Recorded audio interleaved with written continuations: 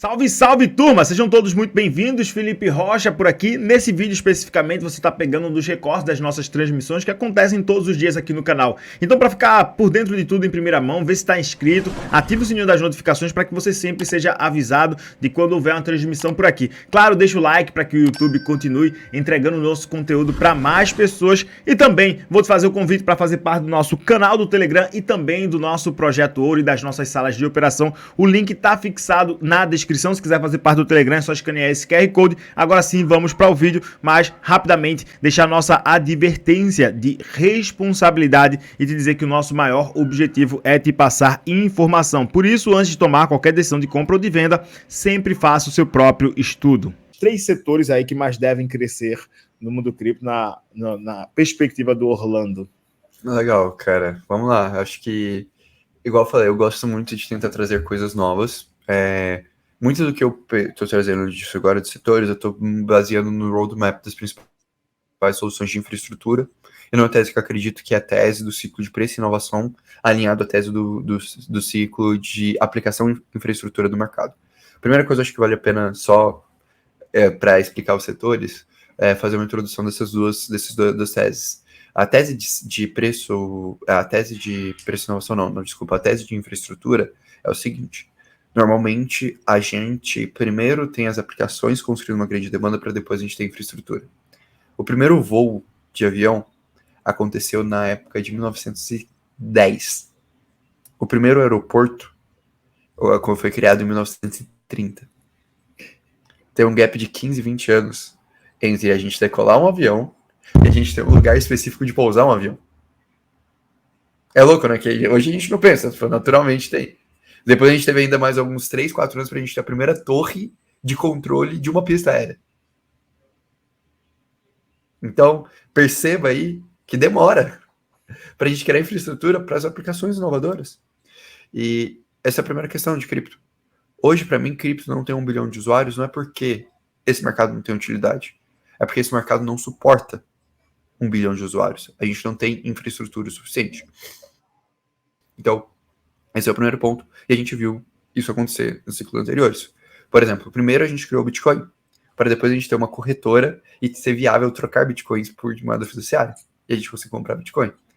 Primeiro, a gente criou, por exemplo, quando a gente fala de aplicações e tudo mais, a gente criou estrutura tipo CryptoKitties, todas aquelas coisas, criou diversos tokens para depois criar o padrão ERC20, o padrão ER721. São padrões extremamente recentes. Ou até mesmo uma MetaMask. Primeiro a gente teve Ethereum, teve toda a estrutura, para depois a gente ter uma MetaMask que é uma carteira especializada em interagir com a estrutura como Ethereum.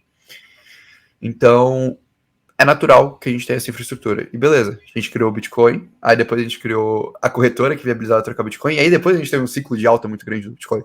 Então, existe esse processo. E é isso que o ciclo de infraestrutura, aplicação fala. Depois, outro ciclo muito forte é o ciclo de preço e inovação. Para mim é um motivo pelo qual a gente vive ondas de cripto, de valorização, entre 3 a 4 anos. Essa é uma tese da A16Z. Eu recomendo muito, se algum dia alguém quiser ler, tem um relatório chamado State of Crypto, da A16Z. É um relatório em inglês excelente. Ele vai explicar muito sobre por que o mercado de cripto. O relatório desse ano, né? 2023. Saiu. Esse relatório tem umas 2 semanas. Tem uma thread no meu Twitter, até que eu expliquei um pouquinho desse relatório. Também, se caso alguém queira acessar, só pesquisar Orlando Crypto, vai ter essa thread lá, uma das primeiras threads que eu fiz quando eu voltei pro mercado. E, basicamente, qual que é a ideia dele? Ele fala que o ciclo de mercado funciona da seguinte forma. A gente tem um pico de preço. Esse pico de preço gera um pico de interesse. Esse pico de interesse gera um pico de novas pessoas com novas ideias. Essas novas ideias recebem funding de venture capitals. Esse funding ele é aplicado, ele normalmente tem um período de maturação que demora ali de 2 a 3 anos, cria-se novas aplicações, essas novas aplicações chamam a atenção das pessoas, e aí a gente finalmente tem um outro ciclo de alta. Por quê? Porque aí essas aplicações geram valor, você expande o mercado, e aí você tem uma expansão de número de usuários, etc, etc. Então eu acredito que a gente está justamente nessa fase. A gente está na fase de construção de novas aplicações, e para isso a gente precisa de infraestrutura. Então, os 3 setores que eu tenho grandes teses hoje são 3 setores de infraestrutura, da forma que eu estou vendo que a gente está evoluindo em termos de blockchain para suportar mais transações. Que setores são esses?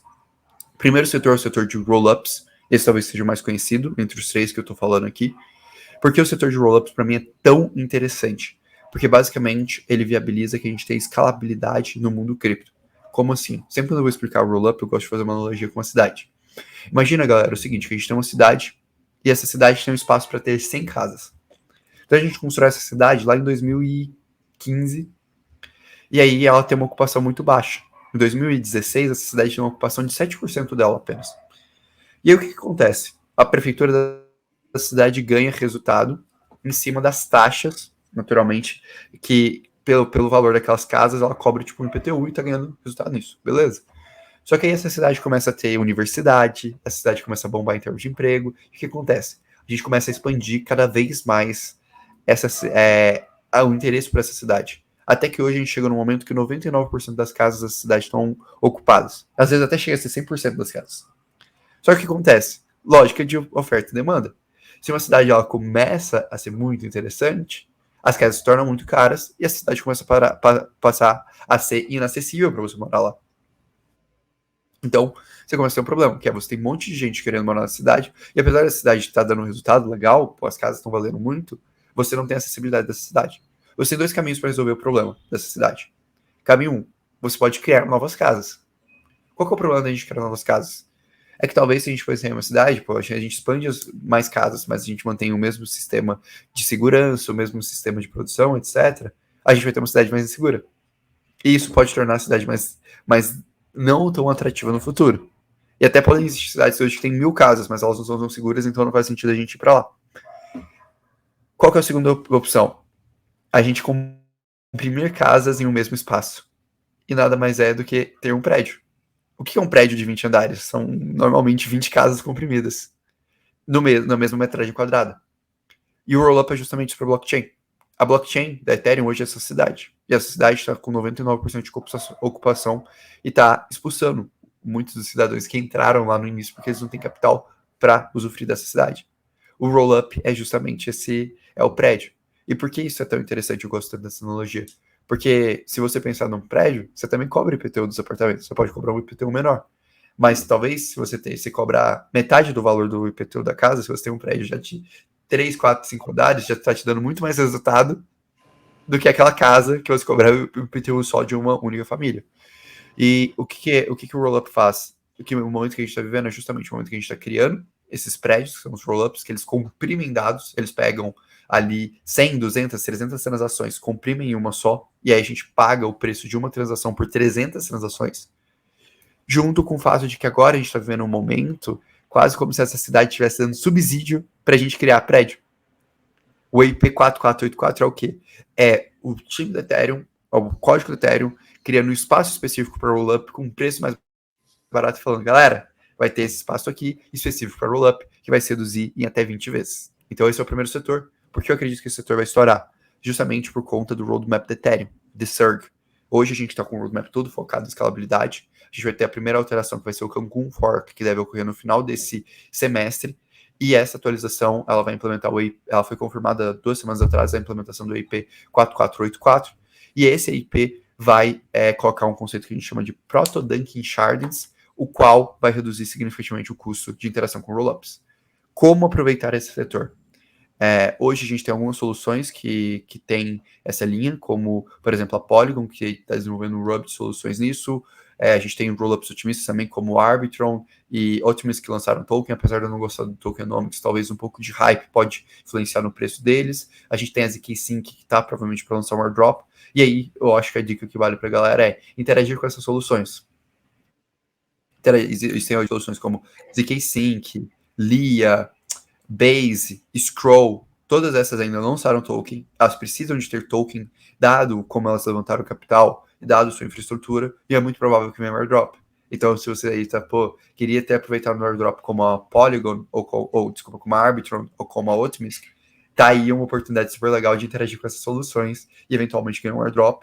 E mais do que isso, esses ecossistemas todos vão receber muitos incentivos. Então, para quem faz DeFi, para quem gosta de interagir mesmo com o mercado cripto, ali vai ser onde, por exemplo, a gente vai ter aplicações pagando mais no início para criar base de usuários, e aí é uma oportunidade econômica, desde você interagir pensando no airdrop, até você que já interage, que é mais experiente, pensando em conseguir aproveitar mais valor no momento inicial de lançamento delas. Esse é o primeiro setor. Eu acho que você queria falar alguma coisa que eu senti que você Fica à vontade. Cara, não, então, você falou aí sobre as roll-ups e, bicho,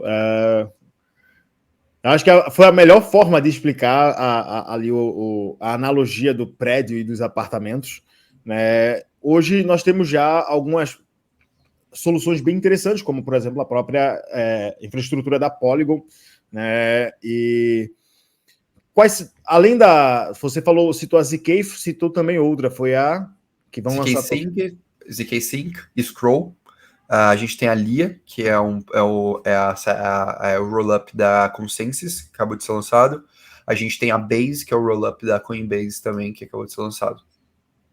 Uma pergunta, né? Hoje, qual seria o maior entrave, a maior dificuldade para as roll-ups? Talvez até acho que a gente já tenha hoje dentro do próprio mercado.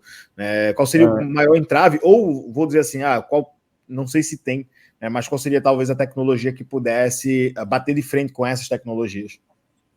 Tem um termo no exterior que a galera gosta de usar muito, que é o Battle Test, o teste de batalha. E eu acho que esse é o maior desafio dos roll-ups. Os roll-ups, eles são tecnologias extremamente recentes. É uma forma que a gente nunca tentou escalar a blockchain. É importante a gente entender isso. Essa abordagem de criar uma blockchain escalável e segura é uma coisa que a gente está buscando há muito tempo. E a gente nunca chegou perto de resolver esse problema, naturalmente. Tá dentro do trilema ainda. Tá dentro do trilema, sim. E agora a gente tá caminhando, o quê? Deixa eu pegar uma imagem que eu acho que isso vai ficar um pouquinho mais claro. Fique à vontade. Só porque talvez eu esteja falando um monte de termo técnico, e aí a galera vai viajar um pouquinho, eu fico com medo de não estar sendo didático o suficiente para o pessoal entender. Deixa eu abrir aqui no Twitter, que eu acho que assim a gente vai conseguir ter uma visualização mais legal da questão em si. Posso compartilhar minha tela aqui? Vamos lá. Solicitei aqui para compartilhar. Olha aí. Pô, obrigado. Cara, aqui, ó, isso aqui, né, só a questão de taxas da Ethereum, eu fiz esse trend no Twitter, mas qual que é o ponto mais importante para mim? É isso daqui, ó. Hoje, um blockchain, ela tem 4 camadas, vamos dizer assim. Ela tem uma primeira camada, que é a que a gente chama de camada de execução. O que é a camada de execução? É onde a gente processa as coisas, entendeu? Então seria como assim, por exemplo, quando você manda uma transação para o Bitcoin, primeiro essa transação ela acontece. E aí ela é registrada onde? No Meatpool. E aí aparece, ó, sua transação aconteceu, ela tem 0 confirmações, mas ela está no Meatpool. E aí o que normalmente as corretoras fazem?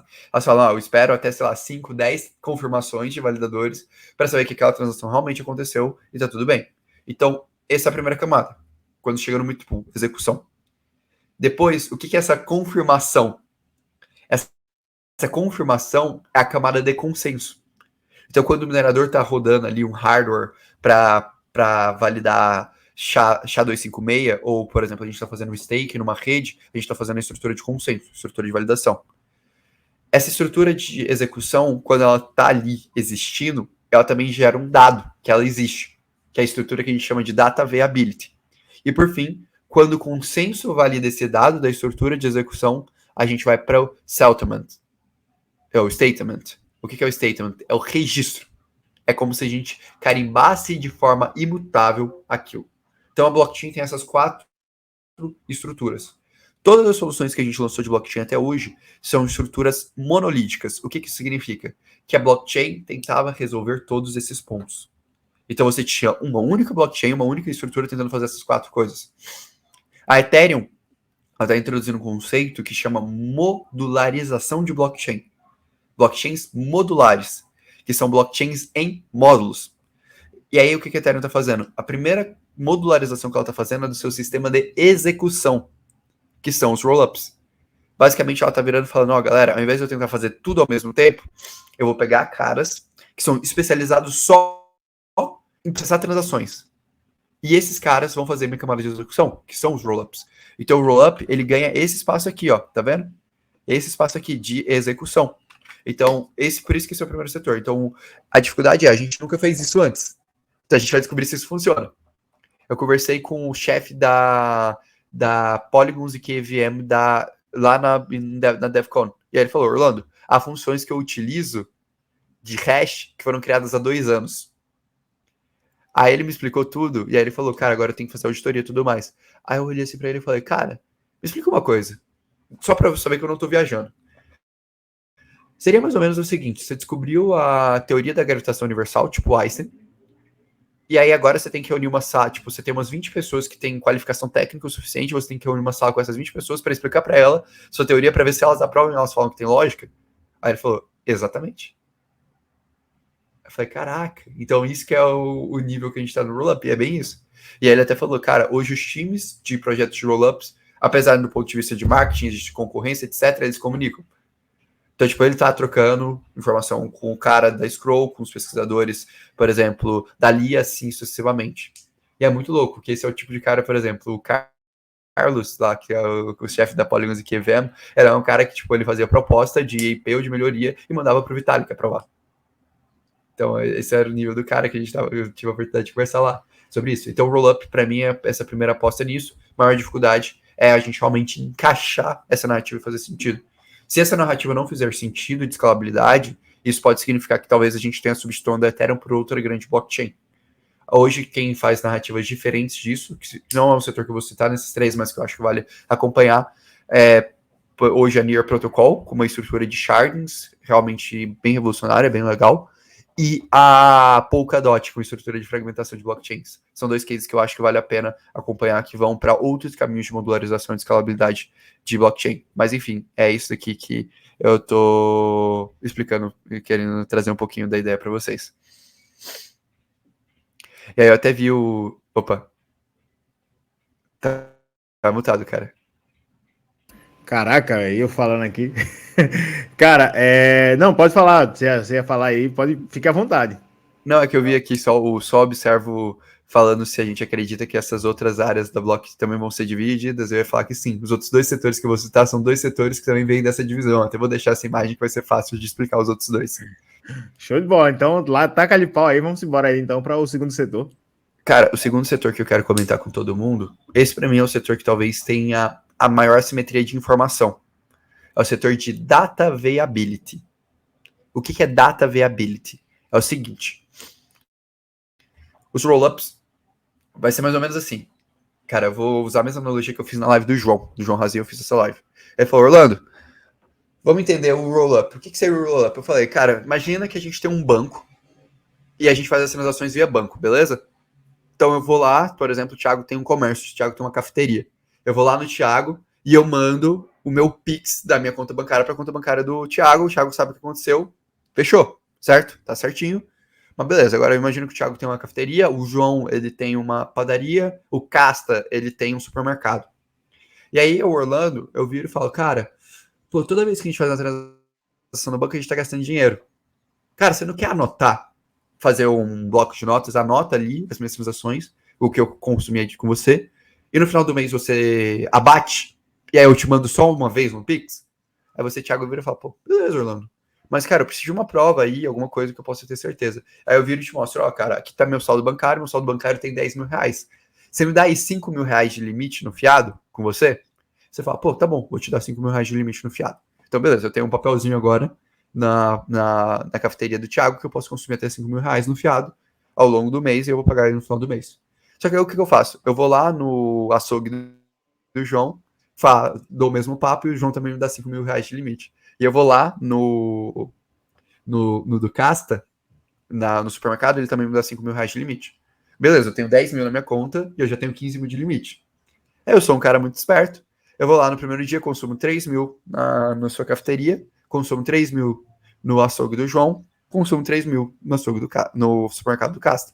Beleza, então já tem uma dívida aí de 9 mil, que eu ainda não paguei. Continuo com os 10 mil na minha conta bancária.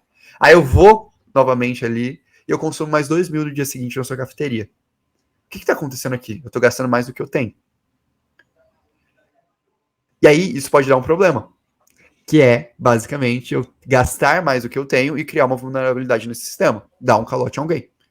Como seria uma forma simples da gente resolver isso sem ter que ter o custo de toda vez fazer aquele registro no banco? Seria se vocês tivessem um canal, vocês pagassem, por exemplo, para um fiscal, que ele vai perguntar quanto eu estou devendo de fiado de cada uma daquelas contas. E ele faz essa mensageria de dados entre essas contas pré-registro. Isso é Data Viability. Data Viability vai ser uma camada que vai fazer a comunicação entre todas as estruturas de execução e conseguir reduzir a fragmentação de liquidez dessas estruturas. Porque ao invés de você ter a liquidez em cada uma das pontas, você vai ter a liquidez de forma universal. Então isso expande pra caramba a usabilidade de apps. Quem hoje faz isso muito bem é a Celestia. Se alguém quiser estudar um dia, vale muito a pena estudar a Celestia, que é a solução do Data Viability, talvez hoje, que mais entregue algo nessa linha e vai colaborar muito para modularização. A questão de Data Viability, ela provavelmente vai ser muito usada em blockchain daqui a um ano e meio. Por quê? Porque a atualização final do DSURG, que é o Dunking Shardings, ela vai ter tanto estruturas pró-rollups, quanto vai ter uma estrutura de comunicação entre esses rollups, de otimização de dados e optimização de MAV, que é para você conseguir estruturar a blockchain e otimizar a taxa. Então, essa vai ser, para mim, o segundo grande setor extremamente revolucionário. Cara, esse setor, ele tá ainda mais no começo do que as rollups, né? Rollups. Esse setor aqui, cara, vocês só trouxeram aí a solução da Celestia. Então, não sei, seria vamos abrir uma aspas, um segmento dentro da estrutura do DeFi como um todo, que vou até pegar aqui o comentário do Só Observo, né? O formato aí de você conceder crédito, de você utilizar crédito, só que com a certeza da contraparte não ter aplicado nenhum calote, né? Bem nessa linha. Você está construindo mais certeza dentro desses ecossistemas e reduzindo a fragmentação de liquidez. É bem nessa linha. A Salete até colocou aqui, que a viability, né, no fundo, é proteção contra pedaladas e, consequentemente, calote, né? Em teoria, sim. Se mas o Estado assim, pode aplicasse isso, muito mais coisa, não é só sobre, tipo, questão financeira. Mas você pensa que, por exemplo, você vai ter a comunicação, vamos supor que você tem uma aplicação de DeFi na Aave e você quer usar aquela aplicação de DeFi da Aave como garantia para você interagir num outro player de lending, na Radiant, por exemplo. Sim. A comunicação desse dado entre os rollups vai ser feita através de uma estrutura de Data Viability. Então você otimiza toda essa informação. Se alguém quiser entender mais, material em português, eu gravei uma live com o João Razin no canal dele. Foi uma das primeiras lives que eu gravei. Faz uma semana, vale a pena conferir, que lá eu passei 1 hora só falando sobre Data Viability. Eu quero fazer uma trend no Twitter, a próxima trend que eu estou estruturando é sobre Data Viability, para explicar de forma mais didática. Então, acho que assim, é um segmento muito legal. E, novamente, também é um segmento que vale a pena. Se você começar a interagir hoje, do início, com, por exemplo, a Celeste, você tem a oportunidade de, eventualmente, de pegar um airdrop, de pegar uma nova fase de blockchain. Tem um colega meu que ele rodou um Node na Celeste, olhando ali um grande airdrop. O cara é super mais técnico e tal. Thiago, também, que a gente estava conversando ontem sobre isso. Ele estava aqui em São Paulo, aí ele rodou um Node com outros analistas. Cara, incrível. Incrível, assim. Então, é uma outra oportunidade que a gente conhece um pouco mais a fundo o roadmap da Ethereum e acaba falando com validadores, com desenvolvedores, com as pessoas dos apps. A gente percebe que ali todo mundo está esperando essa solução. Então já existe um interesse muito grande. E até a terceira solução que eu ia falar, o terceiro setor que eu vejo muito promissor, é o setor de mensageria interblockchain, que a gente chama de Layer Zero. Esse setor eu acho muito legal, que basicamente é como se basicamente eu fizesse na minha analogia, né? A gente tem um fiado, a comunicação entre o fiado, e agora a gente tem a comunicação entre os bancos. Então é como se eu quisesse falar com um banco americano, eu tenho que fazer SWIFT. Eu não tenho a conexão direta, eu preciso de uma ponte entre esses bancos. E aí o setor de mensageria é justamente esse setor que eu consigo mandar informação de um lado para o outro. Hoje quem se destaca muito nisso é a Layer Zero Labs, a Zeta Chain e o CCIP da Chainlink. Então, para mim, seriam justamente esses 3 setores. E, novamente, reduz o problema de fragmentação de liquidez. Percebam que essa tese que eu estou dizendo para vocês são teses do quê? Que reduzem o problema de fragmentação de liquidez, problema de informação entre blockchains e problema de escalabilidade de transações. E, para mim, os próximos dApps, os próximos grandes dApps que a gente vai utilizar não vão ser criados, por exemplo, na camada base na Ethereum, mas sim na integração dessas soluções. A gente vai criar um grande dApp na Polygons e KEVM, por conta que você tem estrutura de Data Viability, não existe fragmentação de liquidez, e assim também você consegue comunicar entre outros ecossistemas de outras blockchains. Para mim, hoje, são os 3 setores que mais me brilham os olhos para esse próximo ciclo. Cara, dentro das infraestruturas de camada zero, vou te fazer uma pergunta, né? Sua opinião aí sobre projetos como Cosmos e Polkadot também. Cara, eu acho que assim, entraria talvez um quarto setor, Quarto vamos setor. dizer assim, que seria o setor de blockchains específicas. É um setor que eu acho muito promissor, acho que faz sentido a narrativa. Tanto as estruturas de rollups quanto outras blockchains de registro, né, de camada 1 de settlement, elas estão indo para essa linha. Então, a Polkadot é um pouco isso, quando ela fala para-chain, você está falando de uma coisa que a gente chama de app-chain, que é uma blockchain focada em uma única aplicação, e a Cosmos, com sua estrutura de desenvolvimento de kit SDK, é a mesma coisa. Qual que é a minha crítica hoje a esses dois cases que eu teria cuidado?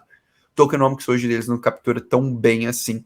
O da Cosmos não captura, o Cosmos Hub. Eles estão tentando evoluir algumas coisas, mas não captura. O cara que gosta muito do ponto de vista tecnológico da Cosmos é o Cassa, mas a gente já discutiu muito sobre isso. Até um consenso, por exemplo, entre eu e ele, no sentido de que não vale a pena investir hoje por tokenomics.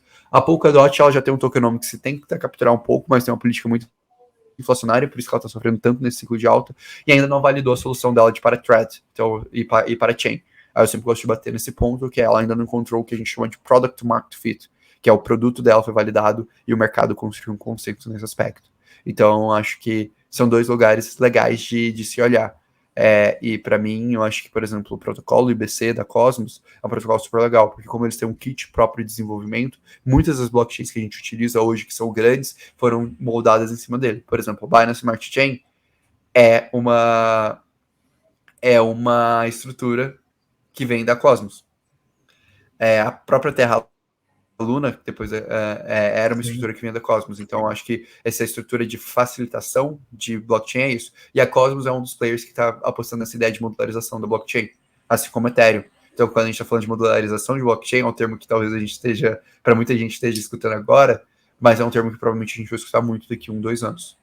De coração, espero que você tenha gostado desse vídeo. Se gostou, veja, já deixa o like, já está inscrito no nosso canal. É muito importante para que a gente continue crescendo aqui no YouTube. Se você tiver alguma recomendação ou alguma análise específica que você queira, manda aí através dos comentários. Também vou te fazer o convite para fazer parte do nosso Projeto Ouro e das nossas salas de operação, onde os nossos alunos estão lucrando todos os dias, independente do movimento do mercado. Se o mercado vai para cima, se vai para baixo, a gente tá junto lá fazendo dinheiro. Bom, no mais, que o Papai do Céu abençoe demais os teus investimentos, multiplique aí sobre a tua vida. Tamo junto, é só o começo e até o nosso próximo vídeo.